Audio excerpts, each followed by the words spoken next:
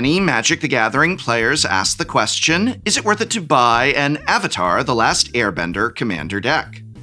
Is what I would have said if Wizards of the Coast had indeed designed Avatar: The Last Airbender commander precons, but they didn't do that. This is now the second Universes Beyond set in a row that did not get any commander precons despite the property being a fantastic fit to receive them. I mean, come on, a world that features 4 distinct factions, each with their own mechanical and flavor identity? Why didn't we get a water precon, a fire precon, an earth precon, and an air precon? These are commander decks that design themselves. But no, instead we just got a standard legal Avatar set and a separate supplemental set of Avatar cards, most of which look like butt, that are only legal in Eternal formats. So as I've had to do more and more lately, I've just gone and designed the commander precon myself. Alright, presented here are our Last Airbender commander precons. I've constructed 3 100-card commander decks around 3 of the most exciting legends in the main Avatar set. These lists are chock full of new Avatar cards, as well as a few existing Magic cards that I believe could easily have been reskinned to fit the world of Avatar. And I don't mean reskinned like that. This video will be presenting more of a deck summary for each of our commander precons, but we have complete developed deck lists listed in the video description, so don't forget to check them out. Let's begin with, oh, sorry, I have to take this. Hello, Professor here. What?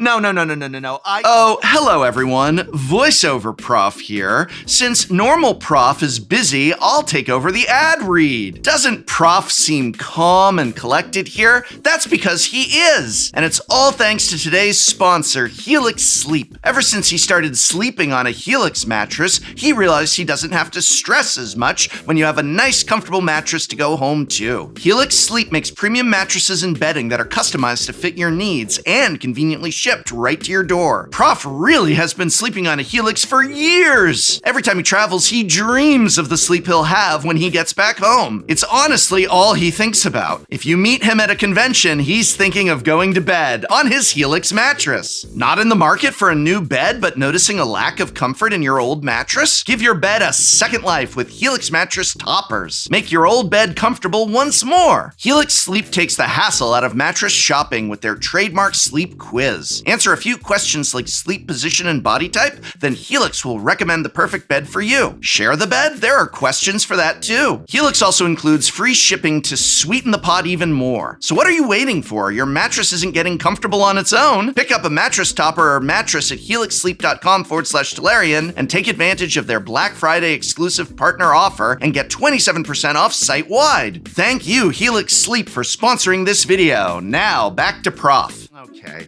I love you too. Wrong number. Our first commander precon is Ally Bending, and it's actually the first 4-color precon we've ever designed on this channel. And who better to headline this colorful explosion of a deck than Avatar Aang, master of all 4 elements. Ally Bending is a red, green, white, and blue deck built around the 4 forms of elemental bending from Avatar: The Last Airbender. With Ally Bending, you'll assemble Team Avatar and teach Aang to master the elements of water, fire, earth, and air to defeat the Fire Nation. The deck is headlined by Avatar Aang, a 4/4 human Avatar ally. Aang has flying and firebending too. Whenever you bend an element of any kind, you'll draw a card, and if you manage to bend all 4 elements in a single turn, you'll transform Avatar Aang into Aang, Master of Elements. Aang, Master of Elements, is also an Avatar ally, though he's lost his human subtype. He still is flying though, and he's got a power and toughness of 6. Aang, Master of Elements, reduces the mana cost of your spells by 1 of each color of mana, and unlike many other versions of this type of cost reduction, this does reduce generic costs. So if you have a 5-mana spell that costs 4 and a white, Aang, Master of Elements, makes it free. And as if all your spells being free wasn't enough, you can also transform Aang back into his human state on your upkeep. If you do, you'll gain 4 life, draw 4 cards, put 4+1/+1 counters on him, and deal 4 damage to each opponent. Turns out Aang in the Avatar state is pretty powerful indeed. If only Korra could have figured out how to achieve the Avatar state. I know, she does it at the end of season 1. I really like The Legend of Korra. I'm just kidding. It's a joke. It's a joke because that was our season 1 arc. She couldn't get the Avatar state. I like Legend of Korra. Don't at me. Don't at me. Don't at me. Once Aang is in his Avatar state, the deck pops off as every spell in your deck becomes either free or it's reduced to just 1 mana. Though Aang's color identity in Commander is technically 5 color, I've decided to omit black from the deck to keep it focused on the colors of the 4 elements that Aang learns to master over the course of his journey. That said, there is a Maelstrom Nexus hiding out in the deck list waiting to be cast for free once Aang transforms. But in order for Aang to transform, he's going to need to learn how to bend it like Beckham. The first element Aang masters is air. Makes sense, given that he's a airbender. Airbender Ascension airbends the moment it enters play. As you continue to airbend over the course of the game, it'll gain quest counters to correspond with Aang's quest to master all of the elements. Once you've accrued at least 4 quest counters, you'll get to start blinking a creature on each of your end steps. There aren't very many airbenders in the Avatar: The Last Airbender Magic the Gathering set. That's weird, right? I wonder what happened to them all. Oh my god, oh the emotions! Well, the ones that do exist in the set are awesome in ally bending. Glider Staff, Airbending Lesson, and Aang, Airbending Master, all only airbend once, but Appa, Loyal Bison, Aang's trusted friend and companion, airbends whenever he enters or attacks, meaning he's a reliable source of airbending as long as he sticks in play. The next element Aang mastered on his journey was water, and there's plenty of help for him on that front. Aang learns much of his waterbending skill from Katara, both Bending Prodigy and Water Tribe's Hope. To demonstrate this, we've included a couple instances of Katara using her waterbending to help Aang. Spirit Water Revival is a ridiculous card draw spell if you're capable of paying the Waterbend 6 cost. Aang's Iceberg kept Aang sealed for 100 years before Katara broke him free. In addition to airbending, Aang's Swift Savior provides an opportunity to waterbend when Aang fuses with the ocean's spirit La. To show Aang learning to waterbend, I've also included Waterbender's Ascension, a card draw engine once you get to 4 quest counters. Even before you do, though, this powerful enchantment is also a repeatable source of waterbending. Season 2 of Avatar follows Aang's mastery of Earth. Earthbender Ascension provides some mana ramp and eventually starts growing creatures once it's gained enough quest counters. He encounters and befriends Toph, Earthbending Master, who teaches Aang how to earthbend. Eventually, Toph herself learns how to metal bend, as depicted on Toph, the first metal bender. Aang's earthbending journey in Season 2 culminates in Aang at the Crossroads. Once another creature leaves the battlefield when Aang at the Crossroads is in play, say by airbending, Aang will transform into Aang Destined Savior, a powerful flying Aang that earthbends on each of your combats. The final element Aang must master is fire. Fortunately, by the time Aang is ready to learn this dangerous final element, Zuko, Firebending Master, has changed his ways and joined Team Avatar. Zuko synergizes with the other bending masters included in the deck list, as they all benefit from the experience counters each of them gain. It's almost as if Aang's friends are all on this journey together, like they all grow stronger as any one of them gets stronger. You know, the message of the show, and also brilliant card design. In addition to Zuko, there are a few other firebending allies, such as the Sun Warriors, Loyal Fire Sage, and of course Uncle Iroh, Dragon of the West. Not to mention that Avatar Aang himself can provide you with firebending. All of Avatar Aang's past lives live inside him, so I've included the 4 sagas that depict the legends of the previous 4 avatars: Roku, Kuruk, Yangchen, and Kyoshi. All 4 of these sagas provide additional bending capabilities. Because so many friends of Team Avatar appear in this deck list, it only makes sense to include some ally sub-themes as well. Katara the Fearless doubles every ally trigger, including Avatar Aang himself, and a few other friends join up along the way. Hakoda, Selfless Commander, Sokka, Tenacious Tactician, and of course, who could forget the final member of Team Avatar, Momo? Finally, I've included a few other existing cards that it's easy to imagine with Avatar artwork. Moon Mist would depict the way Aang can sometimes slip into the Avatar state while under great stress, such as when the moon disappears after Admiral Zhao destroyed the moon's spirit. That's rough, buddy. Ash Barons would show the ash that the Fire Nation ships leave behind when they lay waste to a city. Generous Gift could show when Aang tried to help out the elephant mandrill in the zoo, only for it to run rampage through the city. Why couldn't we have gotten commander decks for this set? It all fits so perfectly. We've still got 2 more decks to cover. What's up next? Well, opposing Team Avatar is the Fire Nation, led by Zuko's sister Azula and father Ozai. Fire Nation Attacks is an aggressive Grixis precon designed to maximize the Firebend mechanic by casting spells mid-combat. Fire Nation Attacks is helmed by Fire Lord Azula, a 4-mana 4/4 human noble in Grixis colors with Firebending 2. Whenever you cast a spell while she is attacking, copy it. You may choose new targets for the spell. The game plan of Fire Nation Attacks is simple, but it gets out of hand incredibly quickly. Attack with Azula, make mana mid-combat, and cast a bunch of copyable spells. First, you'll need plenty of access to Firebending mana. You've got Azula herself, of course, as well as 2 of her other iterations. Azula, Cunning Usurper, and Azula on the Hunt. But there are a number of other sources of firebending as well. Ozai, the Phoenix King, provides a huge source of firebending at the top of the curve, and also prevents you from losing any mana you have floating as you pass through turns and phases. Zuko, prior to his change of heart, is also included in the deck list for his firebending prowess. Beyond that, you've got Firebending Ascension, which creates a firebender when it enters and then starts doubling your firebending once it's online. I've included a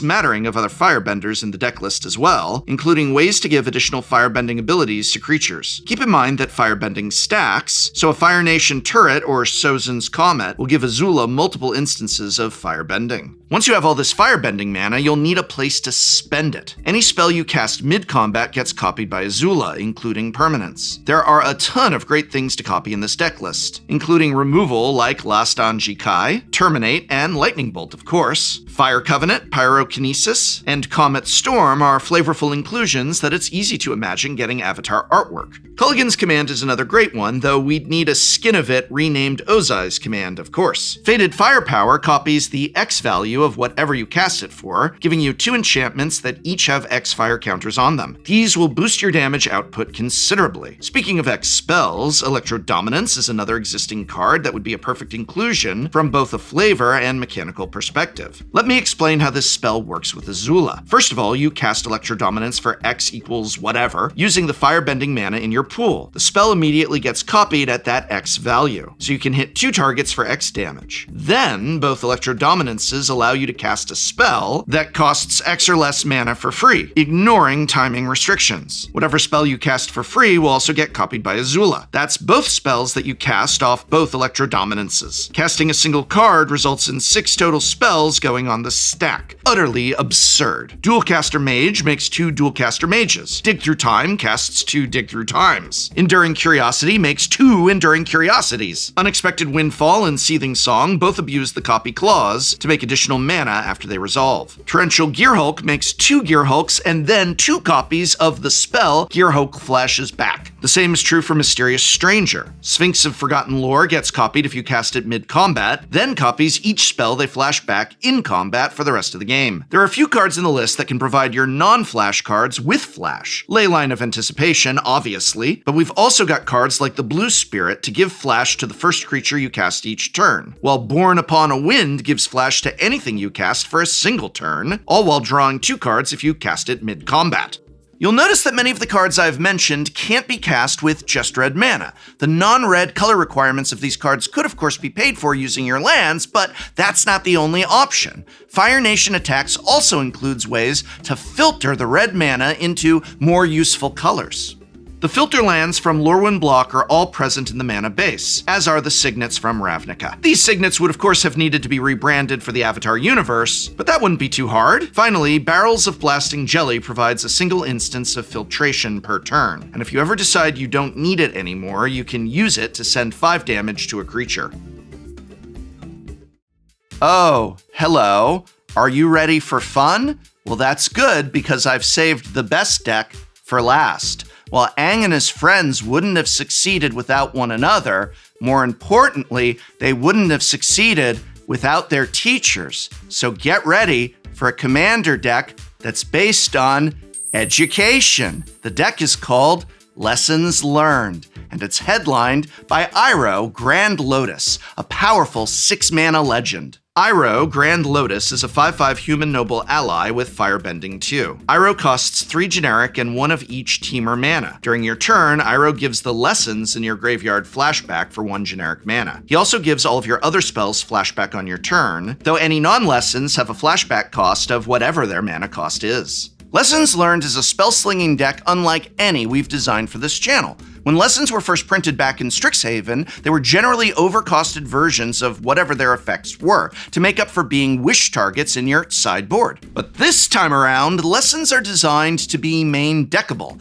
As such, lessons in Avatar are a lot stronger than their Strixhaven predecessors. I mean, you've got literal rampant growth in the set as a lesson, now called Shared Roots. But even many more of the expensive lessons from Strixhaven are disgusting once you're flashing them in for 1 generic mana. The Lessons Learned deck is packed to the brim with nearly every lesson in Teamer colors in Magic. I've omitted a few that are either too weak or that don't work with Iroh's flashback on your turn only ability. In other words, the lesson counterspells. There are 30 lessons in this deck list. That's nearly 1/3 of the deck. You've got lessons that ramp, such as Cycle of Renewal, Elemental Teachings, and the aforementioned Shared Roots. And there are lessons that draw cards, like Teachings of the Archaics. That's me! I'm the Archaic that teaches. Illuminate History, and Waterbending Lesson. There are lessons that interact, like Combustion Technique and Iroh's Demonstration. Origin of Metal Bending and Start from Scratch interact with non-creature permanents. Lost Days is awesome when cast for 1 mana, as are Zuko's Exile and its predecessor, Introduction to Annihilation. We've even got protection spells like Redirect Lightning and Octopus Form, cantrips like Seismic Sense, Energy Bending, and Introduction to Prophecy. Token makers like Elemental Summoning and Mascot Exhibition are also absurd when cast for 1 mana. But I'd say the most powerful lesson in this deck is the Secret of Bloodbending, which is a devastating mind control spell if you're able to pay its Waterbend 10 cost. And if you thought flashing back lessons for 1 mana was good, how would you feel about flashing them back for 0 mana? That's right, with Uncle Iroh or Gran,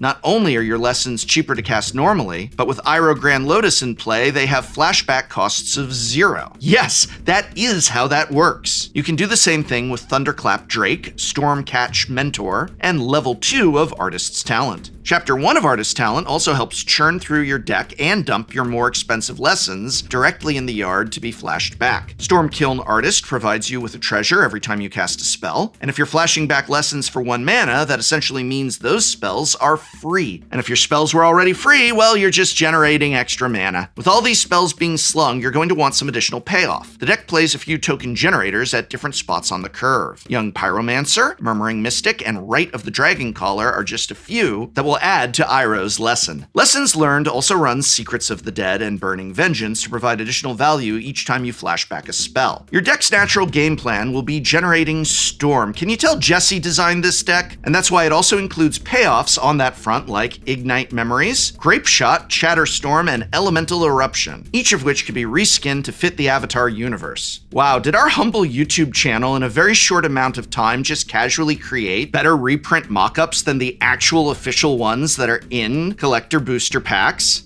We did? Aw, that's rough, buddy. But these are just the commander precons that I would have built using the existing legends in the Avatar set, and now I want to hear from you. Which legend from Avatar would you have liked to see a precon built around? Let me know in the comments below, and if you'd like to see some commander gameplay, check out our most recent commander episode of Shuffle Up and Play, linked here by clicking the eye. Just click that little eye, or in the video description. Thanks once again to, who is it?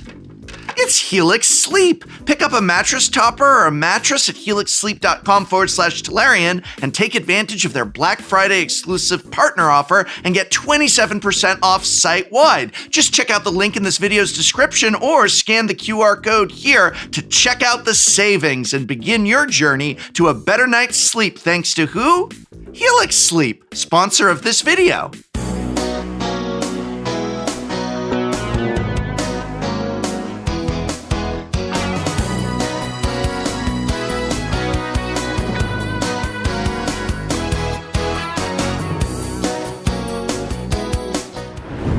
Next time on Shuffle Up and Play. What's up? It's Shuffle Up and Play, and today we have balanced our decks against a medium deck. Mid? Do they call it? I think the kids call it mid. But okay, off. Your deck was bonkers crazy powerful. They replaced a couple cards. And how many was that? 20? I have a really easy turn 1, a Gloom Lake Verge land. Draw for turn. And then I'm going to draw for turn. This is what I assume your lives are usually like. As influencers. You're an influencer. You're an influencer. I'm gonna tell you this. That's what you do. Death Cap Glade. That a no cap? What's the, it's cap? Yeah, cap. Cap. I want to attack, but I don't think anybody's naked. You got a 4/4 froggy. Can't be naked. What? Is this a common vibe? Sometimes I say things and I don't know why.